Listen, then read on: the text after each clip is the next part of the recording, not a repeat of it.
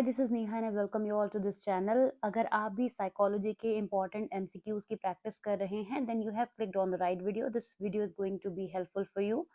Let's quickly begin with the question answer series which we have for you. Here we are taking 20 important questions, most asked questions जो generally आपके entrance examination में पूछे जाते हैं.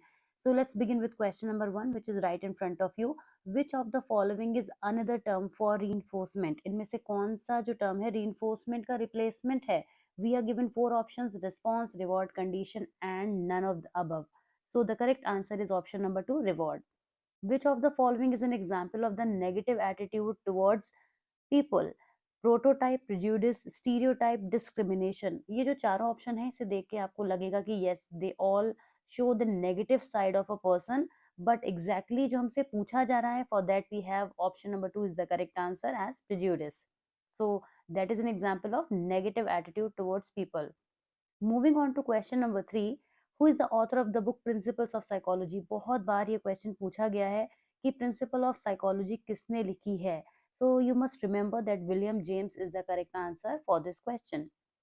Question number 4, which of the following is the idea by which we can access the personality of someone by studying their face? Face को पढ़कर किसी person की पर्सनालिटी के बारे में जब हम बता पाते हैं तो वो किस कैटेगरी में आता है? कई नाम आपको दिए जाएंगे ऑप्शन में. The correct answer is physiognomy. Because physio word यहाँ पे आ रहा है तो आप उससे भी ध्यान रख सकते हैं because it is about telling watching someone's face and then telling about them, so it's very clear.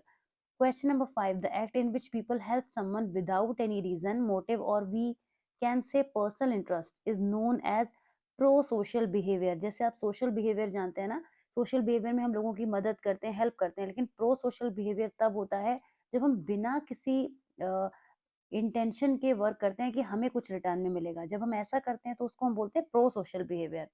तो दिस इज द थिंग, जब लोग बिना किसी रीजन मोटिव के लोगों की हेल्प करते हैं तो हम उसे बोलते हैं pro social behaviour.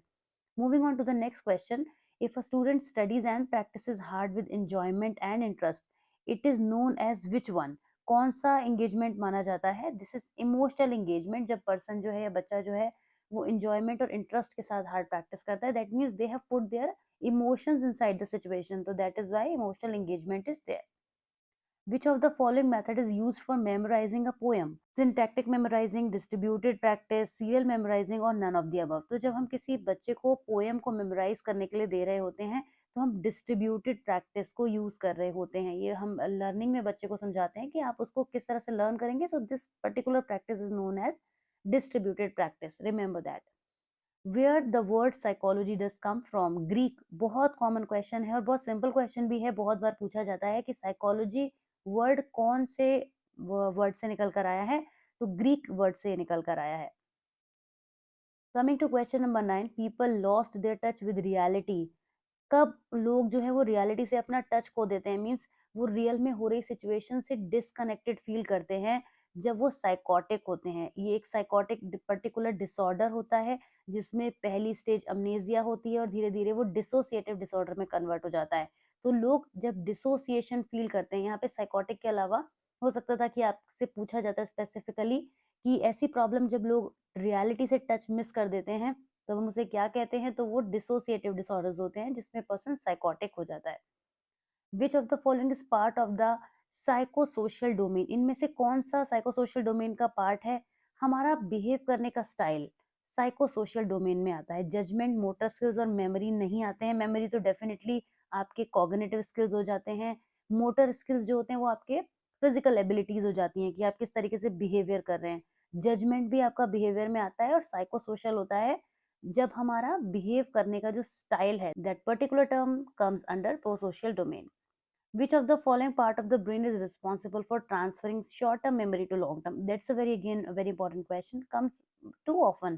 So you must remember hippocampus is the part of the brain जो हमारी short-term memory को long-term memory में transfer करने के लिए responsible होता है. Question number 12.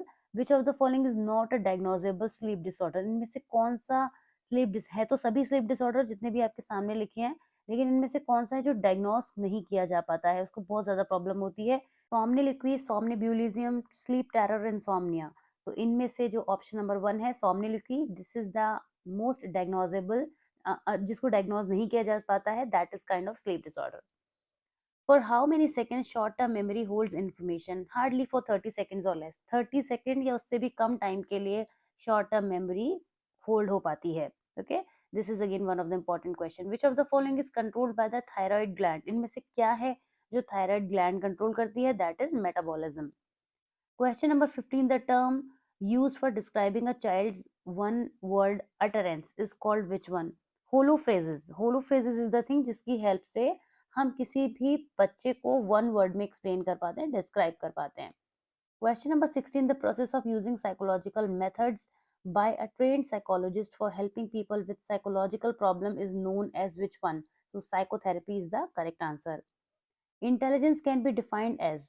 इंटेलिजेंस में से क्या है? Getting good grades in school. ये लोग ऐसा सोचते हैं बट ऐसा होता नहीं है. स्कूल में गुड ग्रेड्स ऑब्टेन करना इंटेलिजेंस नहीं होता है. ये वो इसका एक बहुत छोटा सा पार्ट होता है. Ability to think abstractly and learn from experience, ये डेफिनेटली इंटेलिजेंस को हम इस तरह से डिफाइन करते हैं. Intelligence is not just knowledge of great many facts. बहुत कुछ आप जानते हैं तो वो इंटेलिजेंस है? नो. अगर आप उसको अप्लाई नहीं कर पा रहे हैं अपनी लाइफ में तो उसका कोई यूज नहीं है.